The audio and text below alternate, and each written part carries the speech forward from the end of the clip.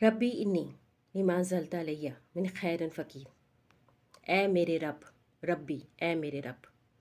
غور کریں، اپنے رب کو آواز دی، اور جو یہ فرد واحد کا رب ہوتا ہے یہی سب کا رب ہوتا ہے، مگر اپنا کہنے میں جو اپنائیت ہوتی ہے وہ صرف رب کہنے میں نہیں ہوتی، ربی۔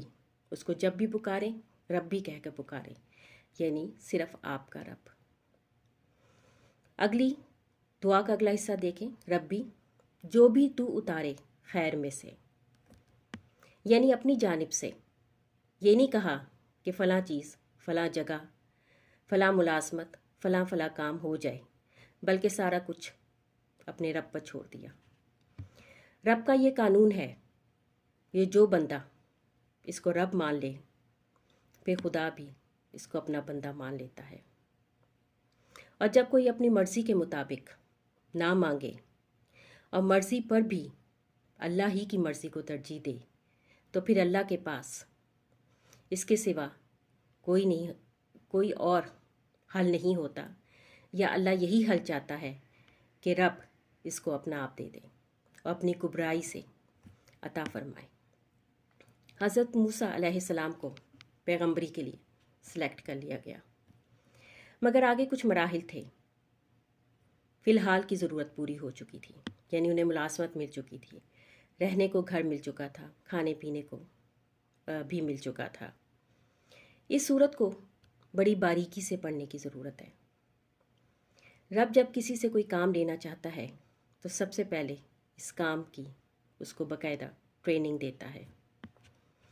پیغمبری حضرت موسیٰ کو دی گئی، لیکن اس سے پہلے ٹریننگ دینا بھی ضروری تھا، جیسے بکریاں چرانے کی تربیت دینا بھی۔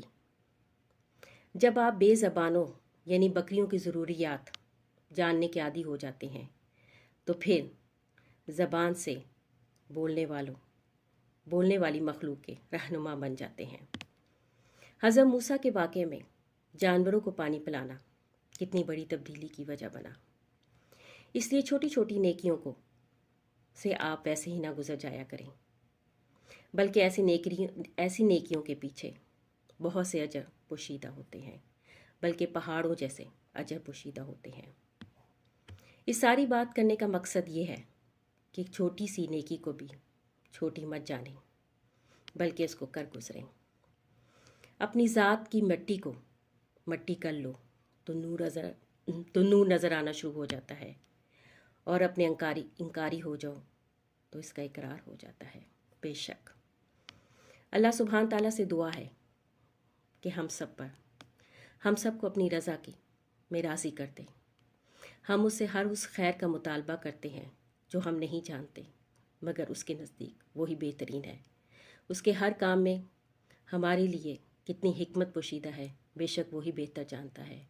اور ہم اللہ سبحانہ تعالیٰ سے اپنے لیے بہترین دعا مانگتے ہیں کہ ہمیں ایمان اور سلامتی کی بہترین حالت میں رکھے، اور جب اس دنیا سے ہم جائیں تو وہ ہم سے راضی ہو چکا ہو۔